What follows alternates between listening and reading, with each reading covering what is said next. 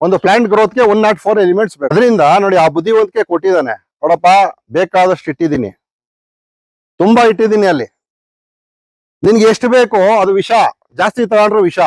ನಿನ್ಗೆ ಎಷ್ಟು ಬೇಕೋ ಅಷ್ಟನ್ನ ತಗೋ. ಆ ತಗೊಳ್ಳೋ ಬುದ್ಧಿವಂತಿಕೆ ನಮ್ಮಲ್ಲಿ ಇರ್ಬೇಕಷ್ಟೇ. ಇದು ನಿಮ್ಮ ಸಾಯಿಲ್ ಸ್ಟ್ರಕ್ಚರ್ ಇರಬೇಕು ಸರ್. ಅಂದ್ರೆ ಮಿನರಲ್ಸ್ 45% ಇರಬೇಕು, ಆಕ್ಸಿಜನ್ 25%, ವಾಟರ್ 25%, ಆರ್ಗ್ಯಾನಿಕ್ ಮ್ಯಾಟರ್ ಅಂದ್ರೆ ಸಾವಯವ ಅಂಶ ಇದು 5%. ಅಂದ್ರೆ ಇದು ಸೇರಿಸಿ 100% ಆಯ್ತು ಅಂತಂದ್ರೆ ಇದು ಒಂದು ಸಾಯಿಲ್ದು ಒಂದು ತಮ್ ರೂಲ್ ಸ್ಟ್ರಕ್ಚರ್. ಇಲ್ಲ ಸಾಯಿಲ್ ಆರ್ಗ್ಯಾನಿಕ್ ಕಾರ್ಬನ್ ಹೆಚ್ಚು ಮಾಡಿ ಅಂತಾರಲ್ಲ, ಅವ್ನು ಯಾವನು ಹೇಳ್ಕೊಟ್ಟಿಲ್ಲ ಇದನ್ನ. ನಾ ಕೇವಿಕೆ ಅವ್ನ್ ಗೊತ್ತಿಲ್ಲ ಅವನ್ಗೆ. ನಾವು ಸಗಣಿನ ಗೊಬ್ಬರ ಅಂತ ತಿಳ್ಕೊಂಡಿದ್ವಿ, ದಯಮಾಡಿ ಸಗಣಿ ಗೊಬ್ಬರ ಅಲ್ಲ. ನಮ್ಗೆ ದೇಹಕ್ಕೆ ಬೇಕಾಗಿರೋಂತ 100 ಅಂಶ ಎಲ್ಲಿ ಬರ್ಬೇಕು ಅಂತಂದ್ರೆ ಸಾಯಿಲ್ ಇಂದ ಬರ್ಬೇಕು. ಗ್ರೀನ್ ಮ್ಯಾಟರು, ಡ್ರೈ ಮ್ಯಾಟರು ಅಂದ್ರೆ ನೋಡಿ ಸರ್, ಡ್ರೈ ಮ್ಯಾಟರ್ ಎಲ್ಲಾನು ಏನು ಕಾರ್ಬನ್, ಡ್ರೈ ಮ್ಯಾಟರ್ಸ್ ಎಲ್ಲ ಕಾರ್ಬನ್ ಕಂಟೆಂಟ್. ಗ್ರೀನ್ ಮ್ಯಾಟರ್ ಎಲ್ಲ ಏನು ನೈಟ್ರೋಜನ್ ಕಂಟೆಂಟ್. ಆತರ ಈಗ ಇಲ್ಲಿಂದ ಬೆಂಗಳೂರಿಗೆ ಹೋಗ್ಬೇಕು ಅಂತಂದ್ರೆ ಬಸ್ಸಲ್ಲಿ ಹೋದ್ರೆ ಒಂದು 55 ರೂಪಾಯಿ ಇರಬೇಕು, ಕಾರಲ್ಲಿ ಹೋಯ್ತು ಅನ್ನೋ ಒಂದು 5 ಲೀಟರ್ ಪೆಟ್ರೋಲ್ ಬೇಕು, ಗಾಡಿಯಲ್ಲಿ ಹೋಯ್ತು ಅನ್ನೋ 1 ಲೀಟರ್ ಪೆಟ್ರೋಲ್ ಬೇಕು ಅಂತ ಒಂದು ಅಂದಾಜು ಇರಬೇಕು ನಮ್ಗೆ. ಅದೇ ತರ ನೋಡಿ ಸರ್, ನಾವು ಏನೇ ಬೆಳೆ ಮಾಡಬೇಕು ಅಂತಾದ್ರೂ ನಮ್ಗೆ ಅಂದಾಜು ಇರಬೇಕು. ಅಂಗುಲ ಭೂಮಿಗಳನ್ನು ನೀವು ಸೂರ್ಯನ ಶಕ್ತಿ ಮೂಲಕ ಅದನ್ನ ಸೂರ್ಯನ ಶಕ್ತಿನ ಬಂಧಿಸ್ತಾ ಹೋಗಿ. ಆ ಬಂಧಿಸಿರೋಂತ ಶಕ್ತಿಗಳನ್ನ ನೀವು ಭೂಮಿಗೆ ಹಾಕ್ತಾ ಹೋಗಿ, ಭೂಮಿ ಆಟೋಮೆಟಿಕ್ ಆಗಿ ಶಕ್ತಿ ಆಗ್ತದೆ. ಆ ಜೀವಾಮೃತ ಇರ್ಬೋದು, ಗೋಕುಪಾಮೃತ ಇರ್ಬೋದು, ಯಾವ ಮೃತಗಳಾರು ಇರ್ಬೋದು. ಇವು ಏನಪ್ಪಾ ಅಂತಂದ್ರೆ ಅವು ಮೈಕ್ರೋಬ್ಸ್ ಕೊಡ್ತವೆ ಹೊರತು ಅವು ಗೊಬ್ಬರ ಅಲ್ಲ. ಭೂಮಿ ಶಕ್ತಿ ಮಾಡಕ್ಕೆ ಏನೇನ್ ಮಾಡ್ಬೋದು ಸರ್? ನಾವು ಸಾಯಿಲ್ ಆರ್ಗ್ಯಾನಿಕ್ ಕಾರ್ಬನ್ ಜಾಸ್ತಿ ಮಾಡ್ಬೇಕು. ಸರಿ, ಹೆಂಗ್ ಮಾಡೋದು? ಭೂಮಿಯ ಅರ್ಧ ಇಂಚು ಮಣ್ಣಿನ ತೂಕ ಎಷ್ಟು ಅಂದ್ರೆ ಮೇಲ್ ಮಣ್ಣು ಅಂತ ಹೇಳ್ತೀವಲ್ಲ, ಟಾಪ್ ಸಾಯಿಲ್ ಏನು ಒಂದು 6 ಇಂಚಸ್ ಅಂತ ತಗೋತೀವ. ಏನೇನ್ ಇರ್ಬೇಕು ಸರ್? ಒಂದು ಎಕರೆ ಮೇಲೆ 35,000 ಟನ್ ನೀವೇನು ಯೂರಿಯಾ ತಗೊಂಬಂದ್ ಸುರಿಬೇಕು ಅಂತ ಇದಿರಲ್ಲ, ಅದಿದೆ. ಒಂದು ಸ್ಕ್ವೇರ್ ಫೀಟ್ ಏರಿಯಾ ಮೇಲ್ಗಡೆ ಹೆಚ್ಚು ಕಡಿಮೆ 800 kg ನೈಟ್ರೋಜನ್ ಇದೆ ಸರ್. ಈಗೆಲ್ಲ ತೋಟ ಕಟ್ಟಬೇಕು ಅಂತ ಇದ್ದೀರಿ, ತಮ್ಗೆಲ್ಲ ಒಳ್ಳೇದಾಗ್ಲಿ, ಕಟ್ಟೋಣ. ಫಸ್ಟ್ ಸ್ವಲ್ಪ ಬೇಸಿಕ್ಸ್ ಇಂದ ಹೋಗೋಣ ಸರ್. ಯಾಕೆಂತಂದ್ರೆ ಈಗ ಒಂದು ಗಿಡ ಬೆಳೆಯಕ್ಕೆ ಏನ್ ಬೇಕೋ, ಮಣ್ಣಿಂದ ಏನೇನೋ ತಗೋತದೆ ಇನ್ನೊಂದು ಅಂತ. ಈಗ ಹೇಳನಲ್ಲ ಸರ್, ಒಂದು ಗಿಡ ಬೆಳವಣಿಗೆಗೆ ಏನೇನ್ ಬೇಕು ಹೇಳಿ ಸರ್? ಟಕ್ಕಂತ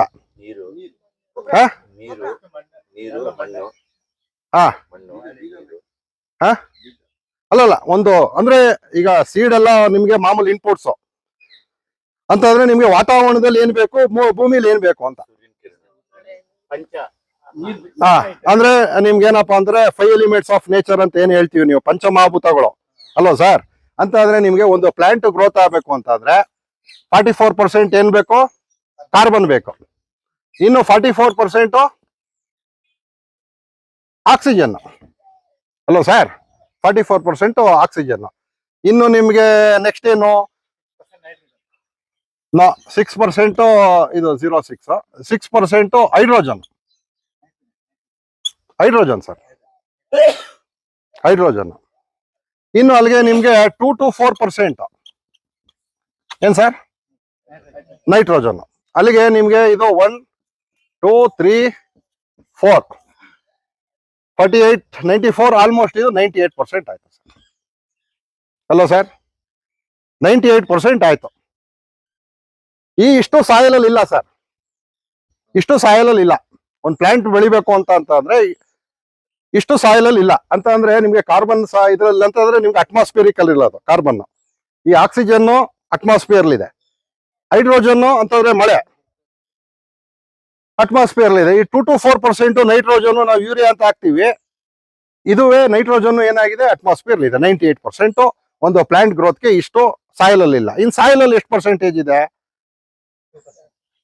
ಇನ್ನು 5th ಒಂದು ತಗೊಂತ ಅಂತಂದ್ರೆ 2% ಅಲ್ವಾ ಸರ್? ಈ 2% ಯಾವ್ದು ಏನೇನ್ ಇರ್ಬೋದು ಸರ್? ಮೇಜರ್ NPK ಅಂತ ಅಂದ್ರೆ ಈಗ ನಿಮ್ಗೆ ಎಲ್ಲಿ ಲೊಟಾಯ್ತು. ಈಗ ನಾವು ಮ್ಯಾಕ್ರೋ ನ್ಯೂಟ್ರಿಯೆಂಟ್ಸ್ ಅಂತ ಹೇಳ್ತೀವಲ್ಲ ಸರ್, ಮ್ಯಾಕ್ರೋ ನ್ಯೂಟ್ರಿಯೆಂಟ್ಸ್ ಅಲ್ಲಿ ಬಂದ್ಬಿಟ್ಟು ನಿಮ್ಗೆ ಫಾಸ್ಫರಸ್ ಒಂದು ಪೊಟ್ಯಾಶ್ ಅಲ್ವಾ ಸರ್? ಮೈಕ್ರೋ ನ್ಯೂಟ್ರಿಯೆಂಟ್ಸ್ ಅಂದ್ರೆ ಇದು ಪ್ರೈಮರಿ ನ್ಯೂಟ್ರಿಯೆಂಟ್, ಸೆಕೆಂಡರಿ ನ್ಯೂಟ್ರಿಯೆಂಟ್ ಅಂತ ಹೇಳ್ತೀವಿ. ಇದು ಪ್ರೈಮರಿ ನ್ಯೂಟ್ರಿಯೆಂಟ್, ಇದು ಸೆಕೆಂಡರಿ ನ್ಯೂಟ್ರಿಯೆಂಟ್. ಸೆಕೆಂಡರಿ ನ್ಯೂಟ್ರಿಯೆಂಟ್ ಯಾವ್ದು? ಇಲ್ಲ ಇಲ್ಲ ಇಲ್ಲ, ಸೆಕೆಂಡರಿ ನ್ಯೂಟ್ರಿಯೆಂಟ್ ಬಂದ್ಬಿಟ್ಟು ನಿಮ್ಗೆ ಎನ್ ಪಿ ಕೆ ಇದು ಫಸ್ಟ್ ಪ್ರೈಮರಿ ನ್ಯೂಟ್ರಿಯೆಂಟ್ ಬಂದು ಎನ್ ಪಿ ಕೆ ಆದ್ರೆ ಸೆಕೆಂಡರಿ ನ್ಯೂಟ್ರಿಯೆಂಟ್ ನಿಮ್ಗೆ ಕ್ಯಾಲ್ಸಿಯಮ್, ಮೆಗ್ನೀಷಿಯಮ್, ಸಲ್ಫರ್. ಈಗ ಇನ್ನು ಮೈಕ್ರೋ ನ್ಯೂಟ್ರಿಯೆಂಟ್ಸ್ ಬರ್ತದಲ್ಲ ಸರ್, ಮೈಕ್ರೋ ನ್ಯೂಟ್ರಿಯೆಂಟ್ಸ್ ಅಲ್ಲಿ ನಿಮ್ಗೆ ಕಾಪರು, ಜಿಂಕು, ಬೋರಾನು, ಕ್ಯಾಡ್ಮಿಯಮು ಇದೆಲ್ಲ ಇದೆ. ಅಲ್ಲಿಗೆ ಒಂದು ಪ್ಲಾಂಟ್ ಗ್ರೋತ್ಗೆ ಎಷ್ಟಾಯ್ತು ಸರ್? ಅಲ್ಲಿಗೆ 104 ಎಲಿಮೆಂಟ್ಸ್. ಎಷ್ಟು ಸರ್? 104 ಎಲಿಮೆಂಟ್ಸ್ ಬೇಕು ಅಲ್ವಾ ಸರ್? ಒಂದು ಪ್ಲಾಂಟ್ ಗ್ರೋತ್ಗೆ 104 ಎಲಿಮೆಂಟ್ಸ್ ಬೇಕು. 104 ಅಲ್ಲಿ sir 4 elements not present in the soil. 4 elements not present in the soil ಅಂತಂದ್ರೆ ಈ 4 ನಿಮ್ಗೆ ಅಟ್ಮಾಸ್ಫಿಯರಿಕಲ್ ಸಿಗಂತದ್ದು. ಅಂತಂದ್ರೆ ಇನ್ನು ಈ 2% ಅಲ್ಲಿ ಎಷ್ಟು ಎಲಿಮೆಂಟ್ಸ್ ಇದೆ? 100 ಎಲಿಮೆಂಟ್ಸ್ ಇದೆ. ಅಲ್ಲಿಗೆ 2% ಸಾಯಲ್ ಇಂದ ಅಲ್ಲಿಗೆ 2% ತಗೋತದೆ ಅನ್ನೋ ತರ ಆಯ್ತು. ಅಂತ ಅಂದ್ರೆ ಏನು ಅಂತಂದ್ರೆ ಈಗ ಸಾಯಿಲ್ ಅಲ್ಲಿ 2% ತಗೋತದೆ ಅಂತಂದ್ರೆ ಇಲ್ಲಿ ಏನಾಗ್ಬೇಕು? ಆ 2% ಅಲ್ಲಿ ನಮ್ಗೆ ಆರ್ಗ್ಯಾನಿಕ್ ಮ್ಯಾಟ್ರು ಅದು ಇದು ಎಲ್ಲ ಇರಬೇಕಾಗ್ತದೆ. ನೆಕ್ಸ್ಟ್ ಈಗ ನೈಟ್ರೋಜನ್ ನೀವು ನೈಟ್ರೋಜನ್ ಅನ್ನ ಈಗ ಏನಪ್ಪಾ ಅಂತಂದ್ರೆ ನೋಡಿ ಸರ್, ಈಗ ನೈಟ್ರೋಜನ್ ಈಗ ನೋಡಿ ನಿಮ್ಗೆ ಕಾರ್ಬನ್ ಡೈಆಕ್ಸೈಡ್ ತಗೋತದೆ. ಆಕ್ಚುಲ್ ಆಗಿ ಏನಂತ ಅಂದ್ರೆ ಪ್ಲಾಂಟ್ಸ್ ಏನ್ ಮಾಡ್ತದೆ? ಕಾರ್ಬನ್ ಡೈಆಕ್ಸೈಡ್ ತಗೊಂಡು ಆಕ್ಸಿಜನ್ ಅನ್ನ ಇದು ಮಾಡ್ತದೆ. ಅಂದ್ರೆ ಏನು ಬೇಕಾಗಿಲ್ಲ, ಅಂದ್ರೆ ಕಾರ್ಬನ್ ಡೈಆಕ್ಸೈಡ್ ತಗೊಳಕ್ಕೆ ಅದಕ್ಕೆ ಶಕ್ತಿ ಇದೆ, ಆಕ್ಸಿಜನ್ ತಗೊಳಕ್ಕೆ ಶಕ್ತಿ ಇದೆ. ಹೈಡ್ರೋಜನ್ ಏನಂತಂದ್ರೆ ಅದು ಅಟ್ಮಾಸ್ಫಿಯರಿಕ್ ಹೈಡ್ರೋಜನ್ ಅಂದ್ರೆ ಅಂದ್ರೆ ವಾಟರ್ ಮಾಲಿಕ್ಯೂಲ್ಸ್ ಅನ್ನ ಅಬ್ಸರ್ವ್ ಮಾಡ್ತದೆ. ಇನ್ನು ನೈಟ್ರೋಜನ್ ಏನಪ್ಪಾ ಅಂತ ಅಂದ್ರೆ ಸರ್, 1 ಸ್ಕ್ವೇರ್ ಫೀಟ್ ಏರಿಯಾ, ಇದು ಭೂಮಿ ಇದೆಯಲ್ಲ ಸರ್, 1 ಸ್ಕ್ವೇರ್ ಫೀಟ್ ಏರಿಯಾ ಇದು ಒಂದು ಆಕಾಶ ಅಂತ ಅಂದ್ರೆ 1 ಸ್ಕ್ವೇರ್ ಫೀಟ್ ಏರಿಯಾದಲ್ಲಿ ಸರ್, 1 ಸ್ಕ್ವೇರ್ ಫೀಟ್ ಏರಿಯಾ ಮೇಲ್ಗಡೆ ಹೆಚ್ಚು ಕಡಿಮೆ 800 kg ನೈಟ್ರೋಜನ್ ಇದೆ ಸರ್. ಎಷ್ಟೋ? 800 kgs ನೈಟ್ರೋಜನ್ ಇದೆ ಅಂತ ಅಂದ್ರೆ ನಿಮ್ಗೆ ಒಂದು ಎಕರೆಗೆ ಬಂದು ಸರ್ ಎಷ್ಟೋ 43,560 ಅಲ್ಲ ಸರ್? 43,560 square feet. 43,560 ಇಂಟು 800 ಎಷ್ಟಾಗ್ಬೋದು? ಎಷ್ಟಾಗ್ಬೋದು ಸರ್ ಸುಮಾರು ಅಂದಾಜು? 35,000 35,000 ಟನ್. 35,000 ಟನ್ ಅಂತ ಅಂದ್ರೆ ನಿಮ್ಗೆ 1 ಸ್ಕ್ವೇರ್ ಫೀಟ್ ಏರಿಯಾ ಮೇಲೆ ಆಕಾಶದ ತನಕನೂ 800 kg ನೈಟ್ರೋಜನ್ ಇದೆ. ಒಂದು ಎಕರೆ ಮೇಲೆ 35,000 ಟನ್ ನೀವೇನು ಯೂರಿಯಾ ತಗೊಂಬಂದ್ ಸುರಿಬೇಕು ಅಂತ ಇದಿರಲ್ಲ, ಅದಿದೆ ಅಲ್ವ ಸರ್? ಈ ನೈಟ್ರೋಜನ್ ನಾವು ಏನಂತ ಅಂತಂದ್ರೆ ಡೈರೆಕ್ಟ್ ಆಗಿ ತಗೊಳಲ್ಲ, ಇದು ಅಮೋನಿಯಾ ಫಾರ್ಮೇಟ್ ಅಲ್ಲಿ ತಗೋತದೆ. ಅದಕ್ಕೆ ನಿಮ್ಗೆ ಈ ಫಾರ್ಮ್ ಅಲ್ಲಿ ತಗೋಬೇಕಾಗಿದ್ದು ಹೆಂಗೆ ನಾವು ನೈಟ್ರೋಜನ್ ಅನ್ನ ಗಿಡಗಳಿಗೆ ಸಪ್ಲೈ ಮಾಡ್ಬೋದು ಸರ್? ಯಾವ ತರ ಮಾಡ್ತೀರಿ? ಗಿಡಗಳಿಗೆ ಹೆಂಗೆ ನೈಟ್ರೋಜನ್ ಸಪ್ಲೈ ಮಾಡ್ತೀರಿ? ನೈಟ್ರೋಜನ್ ಫಿಕ್ಸೇಷನ್ ಪ್ಲಾಂಟ್ಸ್ ಅಂತಂದ್ರೆ ರೈಸೋಬಿಯಾ ಯಾವ್ದಾವ್ದು ಇರ್ತದೆ ಅಂತಂದ್ರೆ ಲೆಜುಮಿನಸ್ ಪ್ಲಾಂಟ್ಸ್ ಹೇಳ್ತಾ ಇದ್ರಲ್ಲ, ಅಂತಂದ್ರೆ ನಿಮ್ಗೆಲ್ಲ ಡೈಕಾರ್ಡ್ಸ್ ಅಲ್ಲೂ ನಿಮ್ಗೆ ಆ ರೈಸೋಬಿಯಂ ಬ್ಯಾಕ್ಟೀರಿಯಾ ಇರೋಂಥದ್ದು ಒಂದು ನಾಡ್ಯೂಲ್ಸ್, ರೂಟ್ ಅಲ್ಲಿ ನಾಡ್ಯೂಲ್ಸ್ ಇದೆಯಲ್ಲ, ಆ ನಾಡ್ಯೂಲ್ಸ್ ಇದೆ. ಅದ್ರ ಮೂಲಕ ನೀವು ನೈಟ್ರೋಜನ್ ಅನ್ನ ನಿಮ್ಗೆ ಎಷ್ಟು ಬೇಕೋ ಅಷ್ಟನ್ನ ಫಿಕ್ಸ್ ಮಾಡಬಹುದು. ನೈಟ್ರೋಜನ್ ಜಾಸ್ತಿ ಫಿಕ್ಸ್ ಆಗ್ಬಿಟ್ರು ಅಂದ್ರೆ ಇದ್ರಲ್ಲಿ ಆಗಲ್ಲ. ಅಟ್ಮಾಸ್ಫಿಯರಿಕ್ ನೈಟ್ರೋಜನ್ ಅನ್ನ ಫಿಕ್ಸ್ ಮಾಡಿದ್ರೆ ಏನು ಇದಾಗಲ್ಲ. ನೀವು ಯೂರಿಯಾ ಹಾಕ್ತಿರಲ್ಲ, ಜಾಸ್ತಿ ಹಾಕಿದ್ರೆ ಅದು ವಿಷ. ಅದರಿಂದ ನೋಡಿ ಆ ಬುದ್ಧಿವಂತಿಕೆ ಕೊಟ್ಟಿದ್ದಾನೆ. ನೋಡಪ್ಪ, ಬೇಕಾದಷ್ಟು ಇಟ್ಟಿದ್ದೀನಿ, ತುಂಬಾ ಇಟ್ಟಿದ್ದೀನಿ. ಅಲ್ಲಿ ನಿನ್ಗೆ ಎಷ್ಟು ಬೇಕೋ ಅದು ವಿಷ, ಜಾಸ್ತಿ ತಗೊಂಡ್ರು ವಿಷ. ನಿನ್ಗೆ ಎಷ್ಟು ಬೇಕೋ ಅಷ್ಟನ್ನ ತಗೋ. ಆ ತಗೊಳ್ಳೋ ಬುದ್ಧಿವಂತಿಕೆ ನಮ್ಮಲ್ಲಿ ಇರ್ಬೇಕಷ್ಟೇ. ನೈಟ್ರೋಜನ್ ತಗೊಂಡ್ವಿ, ಈಗ ಇದಾಯ್ತು. ಈಗ ಸಾಯಲ್ ಅಂದ್ರೆ ಏನ್ ಸರ್? ನಮ್ ಸಾಯಲ್ ಅಂದ್ರೆ ಈಗ ಸಾಯಲ್ ವಾಸು ಅನ್ನಂಗೆ ಆಗ್ಬಿಟ್ಟಿದೆ. ಈ ಸಾಯಿಲ್ ಅಂದ್ರೆ ಏನು ಸರ್? ಒಂದು ಟಾಪ್ ಸಾಯಿಲ್ ಏನಿರ್ಬೇಕು ಸರ್ ಅಂದ್ರೆ ಒಂದು ಫರ್ಟೈಲ್ ಸಾಯಿಲ್ ಅಂತ ಇಟ್ಕೊಳ್ಳೋಣ. ಅಂದ್ರೆ ಮೇಲ್ ಮಣ್ಣು ಅಂತ ಹೇಳ್ತೀವಲ್ಲ, ಟಾಪ್ ಸಾಯಿಲ್. ಟಾಪ್ ಸಾಯಿಲ್ ಏನು? ಒಂದು 6 ಇಂಚಸ್ ಅಂತ ತಗೋತೀವಾ? ಏನೇನ್ ಇರ್ಬೇಕು ಸರ್? ಏನೇನ್ ಇರ್ಬೇಕು ಒಂದು ಟಾಪ್ ಸಾಯಿಲ್ ಅಲ್ಲಿ? ಅಲ್ಲ, ಮೇನ್ ಪೇರೆಂಟ್ ಮೆಟೀರಿಯಲ್ಗಳು. ಈಗ ನೋಡಿ, ಸಾಯಿಲ್ ಅಲ್ಲಿ ನಿಮ್ಗೆ ಹೆಚ್ಚು ಕಡಿಮೆ ಏನಪ್ಪಾ ಫಸ್ಟ್ ಬರೋಂಥದ್ದು ಏನು ನೋಡಿ ಸರ್? ಸಾಯಿಲ್ ಅಲ್ಲಿ ಮಿನರಲ್ಸ್ ಅಲ್ಲ ಸರ್? ಮಿನರಲ್ಸ್ ಏನು 45%. ಒಂದು ತಮ್ ರೋಲ್ ಇದು. ಮಿನರಲ್ಸ್ 45%. ಆಮೇಲೆ ನೆಕ್ಸ್ಟ್ ಏನ್ ಬಂದ್ಬಿಟ್ಟು ಆಕ್ಸಿಜನ್, ಅಂದ್ರೆ ಭೂಮಿಲಿ ಗಾಳಿ ಆಡ್ಬೇಕಲ್ಲ ಸರ್, ಅದೊಂದು 25%. ಆಮೇಲೆ ಏನು ಇದು ತೇವಾಂಶ, ವಾಟರ್, ಎಷ್ಟು ಸರ್? 25%. ಇನ್ನು ಆರ್ಗ್ಯಾನಿಕ್ ಮ್ಯಾಟರ್ ಎಷ್ಟಿರ್ಬೇಕು? ಒಂದು 5%. ಒಂದು 50, 100 ಆಯ್ತಲ್ಲ ಸರ್? ಇದು ನಿಮ್ಮ ಸಾಯಿಲ್ ಸ್ಟ್ರಕ್ಚರ್ ಇರಬೇಕು ಸರ್. ಅಂದ್ರೆ ಮಿನರಲ್ಸ್ 45% ಇರಬೇಕು, ಆಕ್ಸಿಜನ್ 25%, ವಾಟರ್ 25%, ಆರ್ಗ್ಯಾನಿಕ್ ಮ್ಯಾಟರ್ ಅಂದ್ರೆ ಸಾವಯವ ಅಂಶ ಇದು 5%. ಅಂದ್ರೆ ಇದು ಸೇರಿಸಿ 100% ಆಯ್ತು ಅಂತಂದ್ರೆ ಇದು ಒಂದು ಸಾಯಿಲ್ದು ಒಂದು ತಮ್ ರೂಲ್ ಸ್ಟ್ರಕ್ಚರ್. ಈಗ ನಾವು ಟಾಪ್ ಸಾಯಿಲ್ ತಗೊಂಡ್ರೆ ಸರ್, ಈಗ ನಾವೇನು ಹೇಳ್ತೀವಿ, ಈ 6 ಇಂಚಸ್ ಟಾಪ್ ಸಾಯಿಲ್ ಅಂತ ಹೇಳ್ತೀವಲ್ಲ, ಟಾಪ್ ಸಾಯಿಲ್ ಅಲ್ಲಿ ಏನಿರ್ತದೆ? ನಮ್ಮ ಫೀಡರ್ ರೂಟ್ಸ್ ಇರ್ತದೆ. ಅಂತಂದ್ರೆ ನಿಮ್ಗೆ ವಾಟರ್ ಅಬ್ಸರ್ವ್ ಮಾಡೋದಾಗ್ಲಿ ಅಥವಾ ನ್ಯೂಟ್ರಿಯೆಂಟ್ ಅಬ್ಸರ್ವ್ ಮಾಡೋದಾಗ್ಲಿ ಆ ಫೀಡರ್ ರೂಟ್ಸ್ ಮೂಲಕ. ಅಂದ್ರೆ 6 ಇಂಚಸ್ ಬೇರೆ ಎಲ್ಲ ಏನು ಅಂತ ಅಂದ್ರೆ ನೋಡಿ, ಇವೆಲ್ಲ ಸಪೋರ್ಟಿಂಗ್ ರೂಟ್ಸ್, ಇವೆಲ್ಲ ಸಪೋರ್ಟಿಂಗ್ ರೂಟ್ಸ್. ಇವು ನಿಮ್ಗೆ ಏನಾಗ್ತದೆ ಅಂದ್ರೆ ಮರಕ್ಕೆ ಒಂದು ಅಥವಾ ಕಾಂಕ್ರೀಟ್ ಇದ್ರ ತರ ಇವು ಸಪೋರ್ಟಿಂಗ್ ರೂಟ್ಸ್ ಹೊರತು ಇವು ಯಾವ ಇದು ನೀರ್ ತಗೊಳ್ಳೋಂತಲ್ಲ. ಈ ಫೀಡರ್ ರೂಟ್ಸ್ ಅಂತ ಏನಿರ್ತದೆ ಅಂದ್ರೆ ಬಿಳಿ ಬೇರುಗಳು ಇರ್ತದೆ ನೋಡಿ, ಬಿಳಿ ಬೇರು ಇರ್ತದೆ. ಆ ಬಿಳಿ ಬೇರುಗಳು ಮಾತ್ರ ನಿಮ್ಗೆ ಪೋಷಕಾಂಶಗಳು ಅಂದ್ರೆ ನ್ಯೂಟ್ರಿಯೆಂಟು ಮತ್ತೆ ವಾಟರ್ನ ಅಬ್ಸರ್ವ್ ಮಾಡೋಂಥದ್ದು ಆ ಬಿಳಿ ಬೇರುಗಳು ಮಾತ್ರ. ಇವು ತಗೋತದೆ.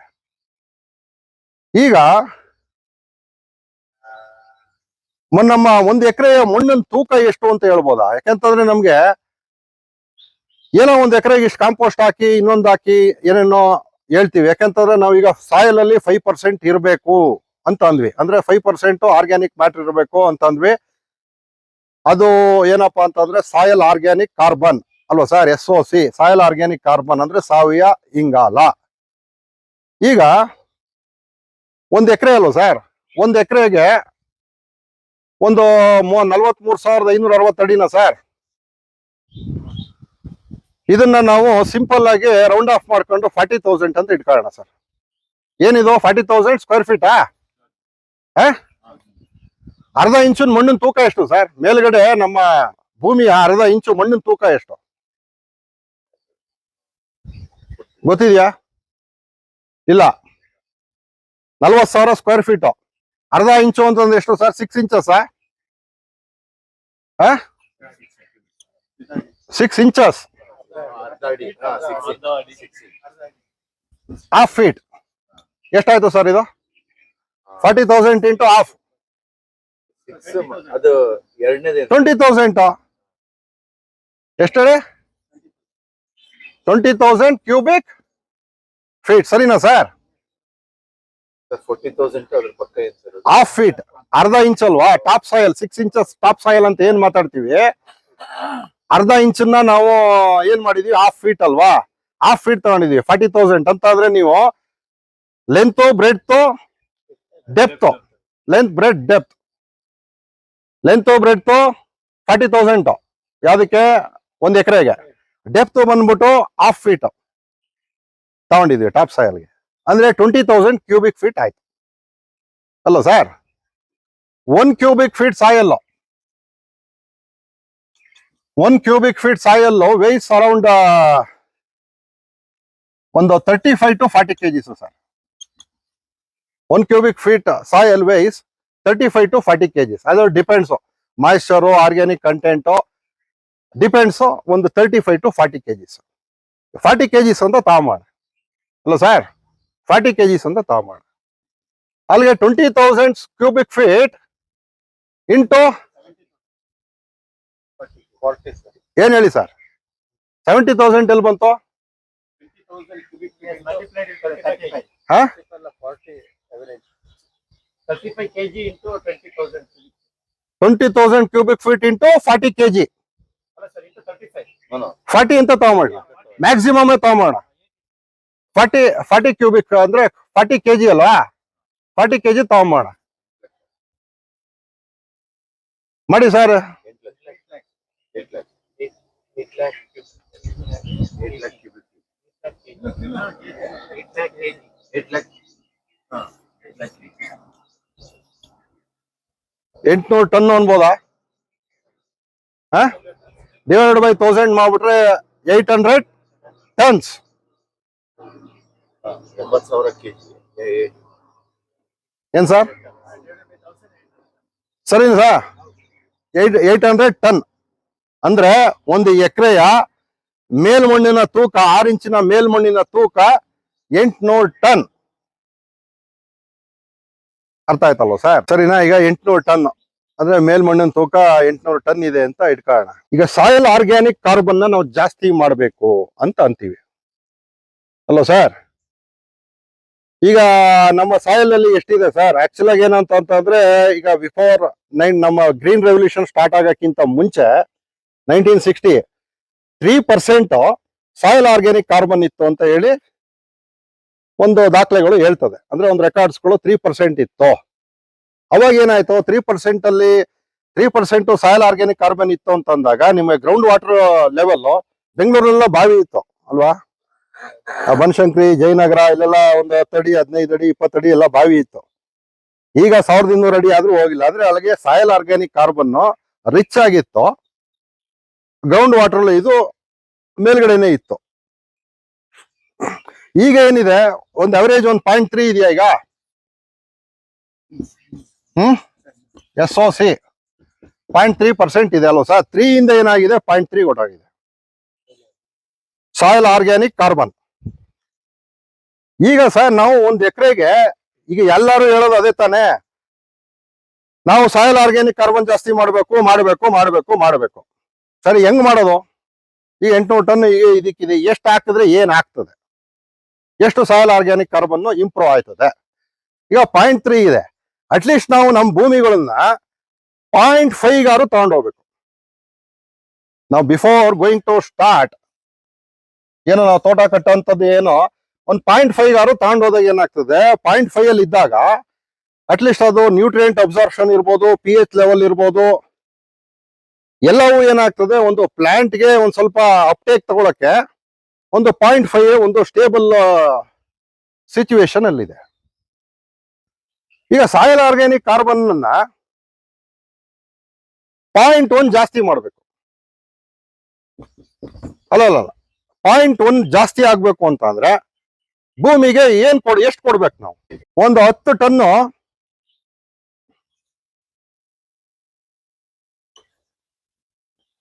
ಕಾಂಪೋಸ್ಟ್ ಅಥವಾ ಯಾವ್ದೋ ಒಂದು ಗ್ರೀನ್ ಮೆನ್ಯೂರ್ ಹೇಳ್ದಲ್ಲ ಸರ್, 10 ಟನ್ ಕಾಂಪೋಸ್ಟ್ ಅಥವಾ ಗ್ರೀನ್ ಮೆನ್ಯೂರ್ನ ಆಡ್ ಮಾಡೋಣ. 10 ಟನ್ ಕೊಡೋಣ. 10 ಟನ್ ಕೊಟ್ರೆ ಏನಾಗ್ತದೆ? ಈಗ ಎಲ್ಲ ಹೇಳ್ತಾರಲ್ಲ ಯೂನಿವರ್ಸಿಟಿಲಿ, 10 ಟನ್ ಹಾಕಿ, ಅದಾಕಿ ಇದಾಕಿ ಅಂತ ಹೇಳ್ತಾರಲ್ಲ, ಏನಾಗ್ತದೆ? ಒಂದು 10 ಟನ್ ಕಾಂಪೋಸ್ಟ್ ಅಥವಾ ಗ್ರೀನ್ ಮೆನ್ಯೂರ್ ಹಾಕೋಣ.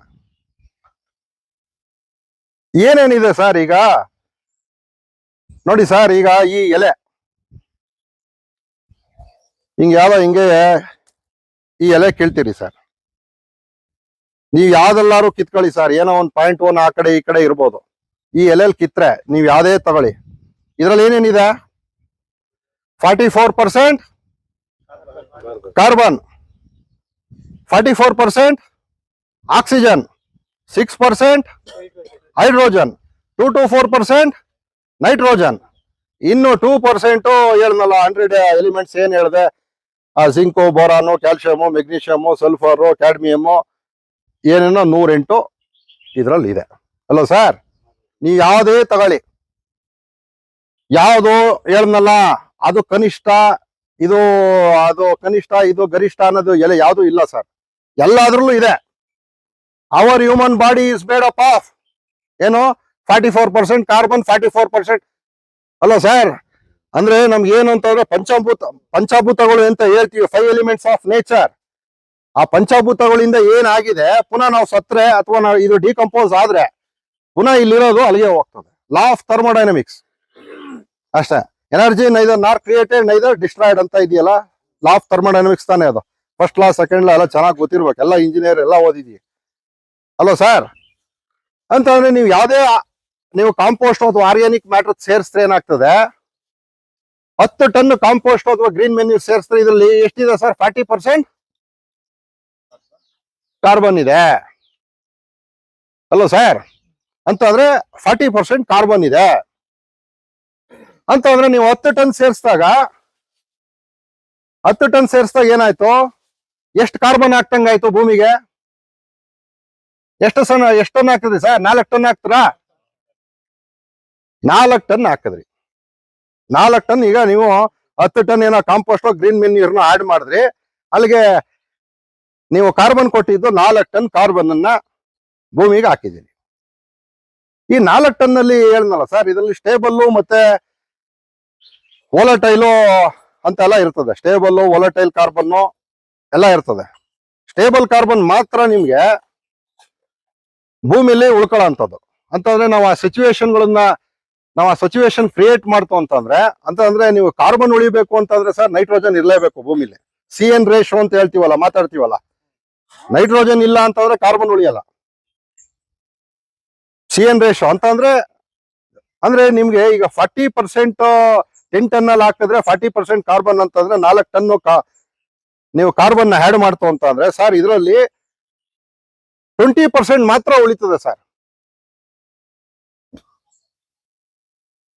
20% ಮಾತ್ರ ಸ್ಟೇಬಲ್ ಕಾರ್ಬನ್ ಆಗಿ ಉಳಿತದೆ. ಅಂದ್ರೆ ಎಷ್ಟಾಯ್ತು ಸರ್? 4 ಟನ್ಗೆ 20% ಅಂದ್ರೆ ಎಷ್ಟು ಸರ್?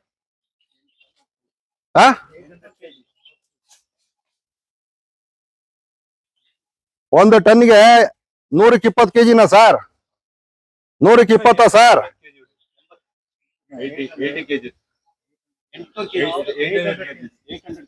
800 ಕೆಜಿನ ಸರ್? ಅಂದ್ರೆ ನಿಮ್ಗೆ ನೋಡಿ 10 ಟನ್ ಹಾಕಿದ್ರೆ ನಿಮ್ಗೆ ಕಾರ್ಬನ್ ಆಗಿ ಉಳಿದಿದ್ದು 800 ಕೆಜಿ ಮಾತ್ರ. ಇಷ್ಟು ಮಾತ್ರ ಉಳಿದಿದ್ದು 800 ಕೆಜಿ ಮಾತ್ರ ಕಾರ್ಬನ್ ಉಳಿತು ಅಂತ ಅಂದ್ರೆ ನೀವು 800 ಟನ್ ಅಲ್ವ ಸರ್? 800 ಟನ್ಗೆ 800 ಕೆಜಿ ಅಂತ ಅಂದ್ರೆ ದಿಸ್ ಈಸ್ 0.8 ಟನ್. ಓಕೆ ಮಾಡಿ ಸರ್, 0.8 by 800 ಮಾಡಿ ಸರ್. ಮಾಡಿ ಸರ್ ಕ್ಯಾಲ್ಕುಲೇಟರ್ ತಗೊಂಡು.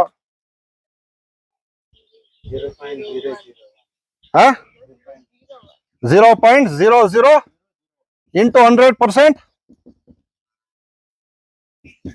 0.1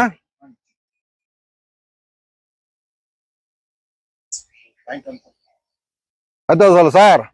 ಅಂತ ಅಂದ್ರೆ ನಿಮ್ಮ 10 ಟನ್ ಹಾಕಿದ್ರೆ ಸರ್ ನಿಮ್ಗೆ ಅರ್ಥ ಆಯ್ತಲ್ಲ. ಈಗ ಕಾರ್ಬನ್ 4 ಟನ್ ಕಾರ್ಬನ್ ಹಾಕ್ತಂಗ ಆಗ್ತದೆ. 4 ಟನ್ ಅಲ್ಲಿ ನಿಮ್ಗೆ 20% ಮಾತ್ರ ಸ್ಟೇಬಲ್ ಕಾರ್ಬನ್ ಆಗಿ ಉಳ್ಕೊಳ್ಳೋಂಥದ್ದು. ಇನ್ ಮಿಕ್ಕಿದ್ದು ಕಾರ್ಬನ್ ವೊಲಟೈಲ್, ಅದು ಹೊಗೆ ಹೋಗ್ತದೆ, ನೀವು ಉಳಿಸ್ಕೊಳಕ್ ಆಗಲ್ಲ. ಎಲ್ಲಿ ಬಂತು ಅಲ್ಲಿ ಹೋಲೇಬೇಕದು ಅಂತ ಅಂದ್ರೆ 10 ಟನ್ ನೀವು ಕಾಂಪೋಸ್ಟ್ ಗ್ರೀನ್ ಮೆನ್ಯೂರ್ ಹಾಕಿದ್ರೆ 0.1 ನಿಮ್ಗೆ ಸಾಯಲ್ ಆರ್ಗ್ಯಾನಿಕ್ ಕಾರ್ಬನ್ 1 ಎಕರೆಯಲ್ಲಿ.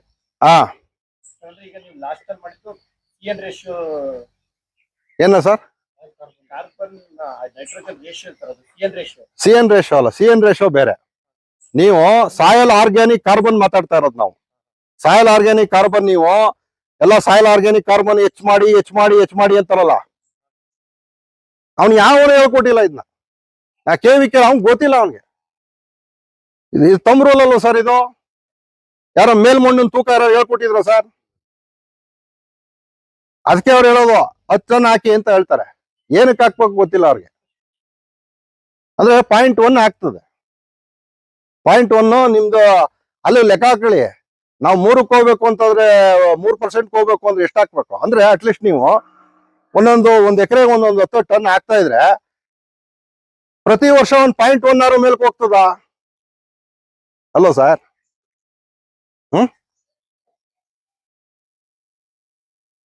ಇದು ಅರ್ಥ ಆಯ್ತಾ ಸರ್?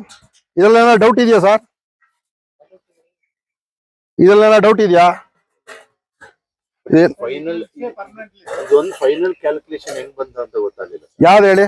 ಇದು 10 ಟನ್ ಕಾಂಪೋಸ್ಟ್ ಇದೆ. ಇದಾ ಇದು 10 ಟನ್ ಕಾಂಪೋಸ್ಟ್ ಇಂದ ಇದೆ. 10 ಟನ್ ಕಾಂಪೋಸ್ಟ್ ನ ನೀವು ಆಡ್ ಮಾಡ್ತೀರಿ ಸರ್, ಅಥವಾ ಗ್ರೀನ್ ಮೆನ್ಯೂರ್ ನ ನೀವು ಆಡ್ ಮಾಡ್ತೀವಿ. ನಾನು ಹೇಳಿದ್ನಲ್ಲ ನಿಮ್ಗೆ, ಯಾವ್ದೇ ಆಡ್ ಮಾಡಿದ್ರು ಸರ್ 40% ನಿಮ್ಗೆ ಇದ್ದೇ ಇದೆ. ನಿಮ್ ಬಾಡಿನೂ ಅಷ್ಟೇ ಇದೇ, ಇದೇ ತತ್ವದಲ್ಲಿ all living beings are made up of ಇದೇ ತತ್ವ ಎಲ್ಲರಿಗೂ. 44 2 to 4 ನೈಟ್ರೋಜನ್ 6 ಇನ್ ಮಿಕ್ಕಿದ್ ನನಗೆ ಕ್ಯಾಡ್ಮಿಯಮ್ ಇದೆ, ಏನೇನೋ ಇದೆ, ಅದೆಲ್ಲ ಒಂದು PPM ಅಲ್ಲಿ ಇದೆ. ಹಾ ಇದೆ. 10 ಟನ್ ಮಾಡಿದ್ರೆ 40% ಇದ್ರಲ್ಲಿ ಕಾರ್ಬನ್ ಇರ್ತದೆ ಸರ್. ಅಂದ್ರೆ ನೀವು 4000 kg ಆಗ್ತಂಗ ಆಯ್ತು, 4 ಟನ್ ಆಯ್ತು.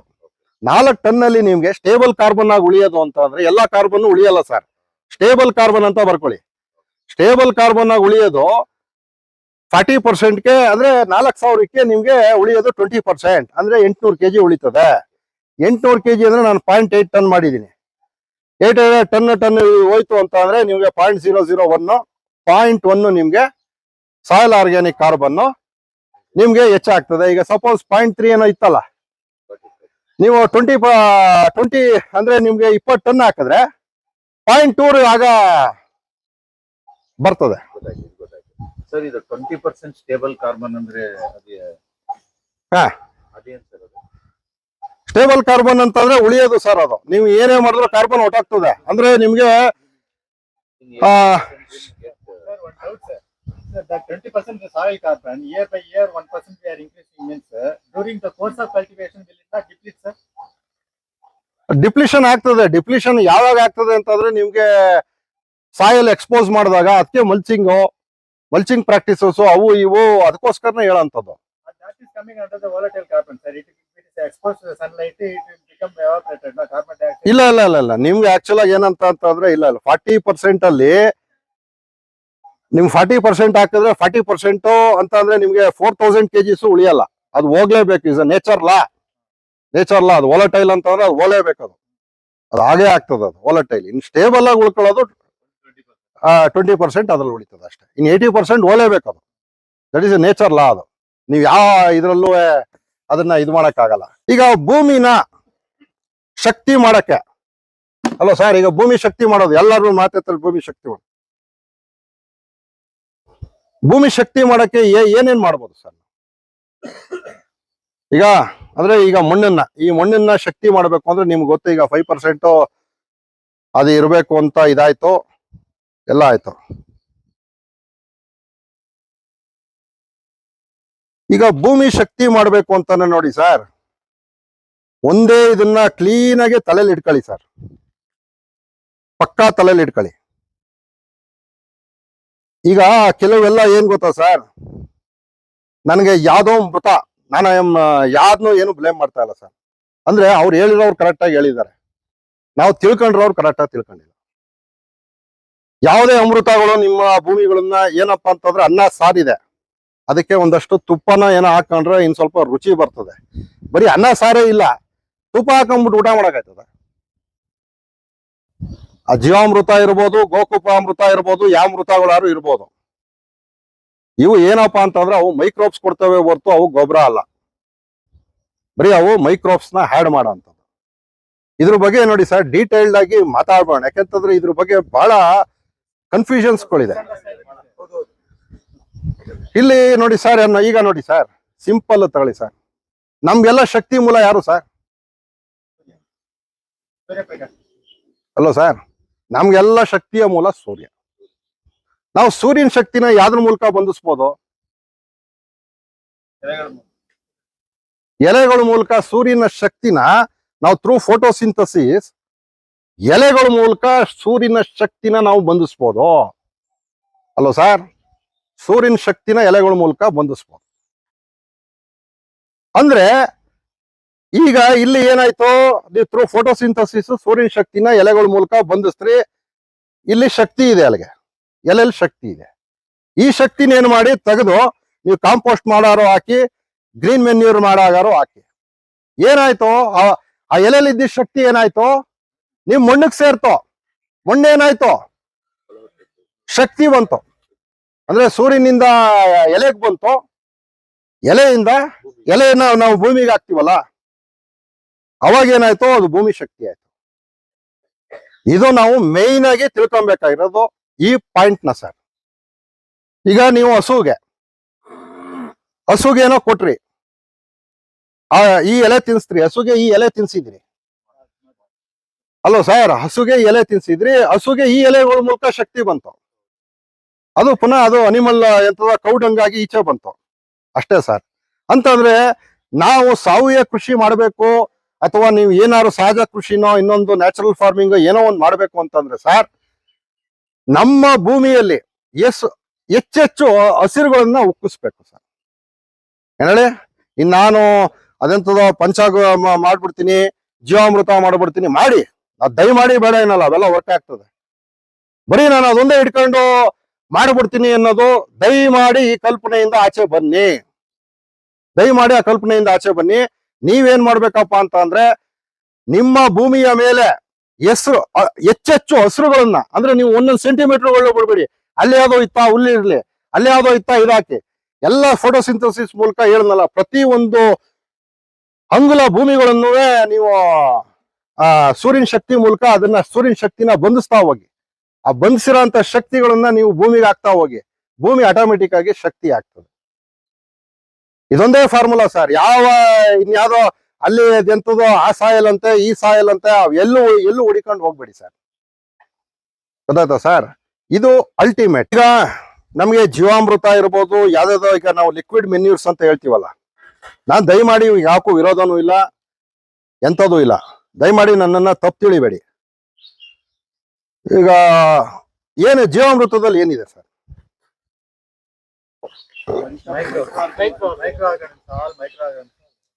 ಅಂದ್ರೆ ಮೈಕ್ರೋಬ್ಸ್ ಇದೆ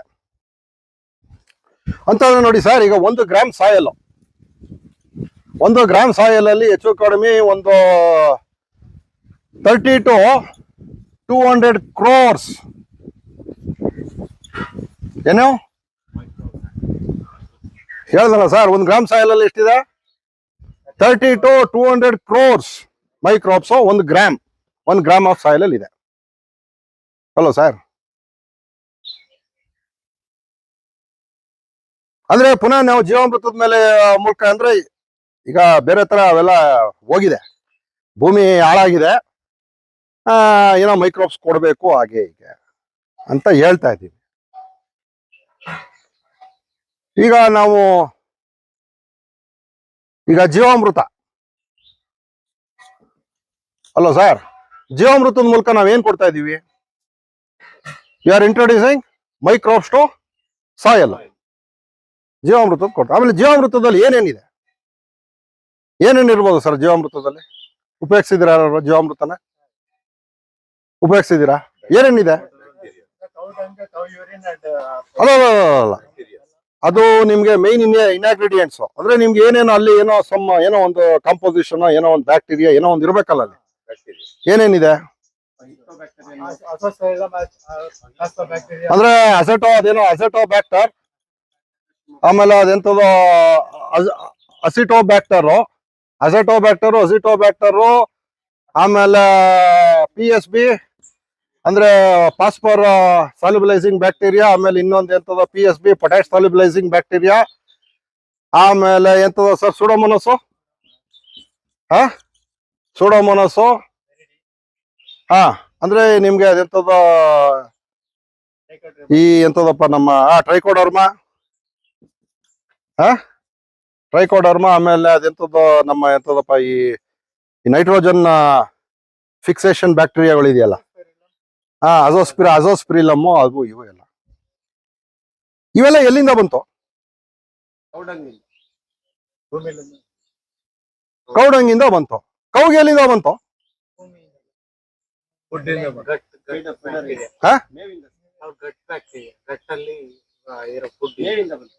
ಎಸ್, ಅದು ಇಮಿಡಿಯೇಟ್ ಆಗಿ ಅದು ಡೆವಲಪ್ ಮಾಡ್ಲಿಲ್ಲ ಸರ್, ಅದು ಡೆವಲಪ್ ಮಾಡ್ಲಿಲ್ಲ. ಅಂದ್ರೆ ನಿಮ್ಗೆ ಈ ಟ್ರೈಕೋಡರ್ಮಾ, ಸೂಡೋಮೋನಾಸು, PSB, ಅಸೆಟೋಬ್ಯಾಕ್ಟರು, ಅಜಿಲೋಸ್ಪಿರಿಲಮ್ಮು, ಅಸೆಟೋಬ್ಯಾಕ್ಟರು, ಇವೆಲ್ಲ ಏನಿದೆ ಹಸು ಏನು ಉತ್ಪಾದನೆ ಮಾಡ್ಲಿಲ್ಲ ಇದನ್ನ. ಹಸು ಉತ್ಪಾದನೆ ಮಾಡ್ಲಿಲ್ಲ ಇದನ್ನ. ಇಲ್ಲಿ ಟ್ರೈಕೋಡರ್ಮಾ ಇದೆ ವಾತಾವರಣದಲ್ಲಿ. ಅಲ್ಲ ಸರ್, ನಿಮ್ಗೆ ಸೂಡೋಮೋನಸ್ ಇದೆ. ನಾವು ಏನೋ ಎಂತದ ಅಲ್ಲಿ KVK ಯಾವ್ದೋ ಕೊಡ್ತಾರಲ್ಲ ಒಂದು ಪ್ಯಾಕೆಟ್ ಅಲ್ಲಿ ಸೂಡೋಮೋನಸ್ ಟ್ರೈಕೋಡರ್ಮಾ ಹಾಕಿ ಏನ್ ಎಲ್ಲಿಂದ ತಗೊಂಬಂದ ಲ್ಯಾಬಲ್ ಪ್ರಿಪೇರ್ ಮಾಡೋದು ನಾವು ಸೃಷ್ಟಿ ಮಾಡೋದು ಅದನ್ನ ಎಲ್ಲಿಂದ ಮಾಡೋದು ಸರ್ ಅವನು? ಮೈನ್ ಸೋರ್ಸ್ ಯಾವ್ದು ಅವ್ನು ಮಾಡೋದಕ್ಕೆ? ಮೈನ್ ಸೋರ್ಸ್ ಏನಪ್ಪಾ ಅಂತಂದ್ರೆ ಅವನು ಸಾಯಿಲ್ ಅಲ್ಲಿ ತಗೊಂಡೆ ಅವನ್ನ ಎಕ್ಸ್ಟ್ರಾಕ್ಟ್ ಮಾಡಿರೋದು. ಸಾಯಿಲ್ ತಗೊಂಡು ಸೂಡೋಮೋನಸ್ ಇರ್ಬೋದು, PSP ಇರ್ಬೋದು, ಇವೇನು ಮೈಕ್ರೋಬ್ಸ್ಗಳಿದೆ ಅಂದ್ರೆ ಈ ಬ್ಯಾಕ್ಟೀರಿಯಾಗಳಿದೆ ಅದನ್ನ ಏನ್ ಮಾಡೋದು ಅವನು ಸಾಯಿಲ್ ಇಂದ ಎಕ್ಸ್ಟ್ರಾಕ್ಟ್ ಮಾಡಿ ಅದಕ್ಕೇನೋ ಸ್ವಲ್ಪ ಫುಡ್ ಗಿಟ್ ಹಾಕಿ ಅದನ್ನ ಡೆವಲಪ್ ಮಾಡಿ ಮಲ್ಟಿಪ್ಲೈ ಮಾಡಿ ಇಟ್ಟಿದ್ದಾನ ಅಷ್ಟೇ. ಅಲ್ಲ ಸರ್, ಇದೇನು ಹಸು ಕೊಡ್ಲಿಲ್ಲ. ಹಸುಗೆ ಕೊಟ್ಟಿದ್ದು ಯಾವ್ದು ಶಕ್ತಿ? ಸೂರ್ಯನೇ. ಸೂರ್ಯನ ಶಕ್ತಿಯಿಂದ ಹೇಳಿದ್ನಲ್ಲ ಇವೆಲ್ಲ ಬಂತು.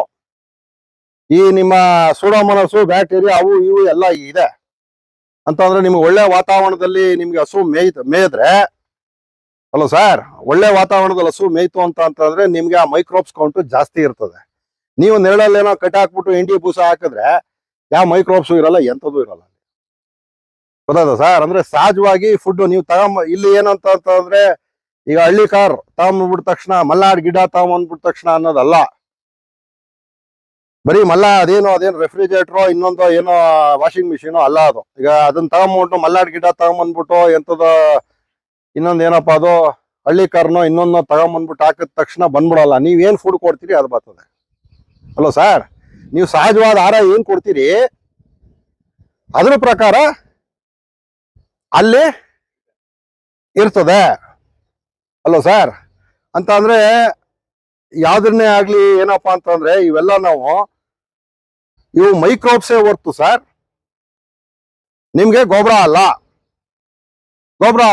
ನನಗೆ ಯಾಕೆಂತಂದ್ರೆ ಎಷ್ಟೋ ಜನ ಎಲ್ಲ ಗುಲ್ಬರ್ಗ ಅಲ್ಲಿ ಇಲ್ಲಿಂದೆಲ್ಲ ಫೋನ್ ಮಾಡ್ಬಿಟ್ಟು ಸರ್ ನಾ ಗೋಕೃಪಾಮೃತ ಕೊಟ್ಬಿಟ್ಟು ಏನೂ ಬಂದಿಲ್ಲ, ನಾನ್ ಜೀವಾಮೃತ ಕೊಟ್ಬಿಟ್ಟು ಏನೂ ಬರಲಿಲ್ಲ. ಅವ್ರೇನ್ ತಿಳ್ಕೊಂಡ್ಬಿಟ್ಟಿದ್ದಾನೆ ಅಂತ ಅಂದ್ರೆ ಆಕ್ಚುಲ್ ಆಗಿ ಇದು ಕಲ್ಪನೆ ಆ ರೀತಿ ಆಗಿದೆ.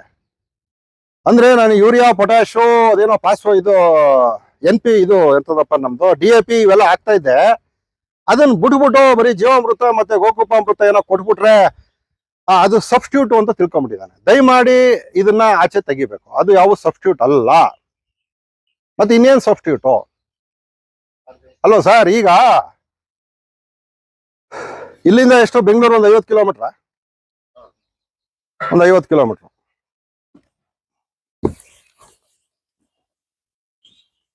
ಒಂದು 50 ಕಿಲೋಮೀಟರ್ ಅಂತ ಅಂದ್ರೆ ಒಂದು 10 ಕಿಲೋಮೀಟರ್ ಮೈಲೇಜ್ ಕೊಡುವಂತ ಕಾರ್ಗೆ ಒಂದು 5 ಲೀಟರ್ ಪೆಟ್ರೋಲ್ ಹಾಕ್ಸ್ಬೇಕಲ್ಲ ನಾನು. ಸ್ಕೂಟರ್ ಒಂದು 40-50 ಕೊಟ್ರೆ 1 ಲೀಟರ್ ಹಾಕ್ಸ್ಕೊಂಡ್ರೆ ಬೆಂಗಳೂರು ಹೋಗ್ಬೋದು, ಬರಕ್ಕಾಗಲ್ಲ. ಬಸ್ ಚಾರ್ಜ್ ಏನೋ 55 ರೂಪಾಯಿ ನೇನೆ ತಗೊಂಡ. ನಂತರ ಈಗ ಇಲ್ಲಿಂದ ಬೆಂಗಳೂರಿಗೆ ಹೋಗ್ಬೇಕು ಅಂತಂದ್ರೆ ಬಸ್ಸಲ್ಲಿ ಹೋದ್ರೆ ಒಂದು 55 ರೂಪಾಯಿ ಇರಬೇಕು. ಕಾರಲ್ಲಿ ಹೋಯ್ತು ಅಂದ್ರೆ ಒಂದು 5 ಲೀಟರ್ ಪೆಟ್ರೋಲ್ ಬೇಕು. ಗಾಡಿಯಲ್ಲಿ ಹೋಯ್ತು ಅಂದ್ರೆ 1 ಲೀಟರ್ ಪೆಟ್ರೋಲ್ ಬೇಕು ಅಂತ ಒಂದು ಅಂದಾಜು ಇರಬೇಕು ನಮ್ಗೆ. ಅದೇ ತರ ನೋಡಿ ಸರ್, ನಾವು ಏನೇ ಬೆಳೆ ಮಾಡಬೇಕು ಅಂತಾದ್ರೂ ನಮ್ಗೆ ಅಂದಾಜು ಇರಬೇಕು.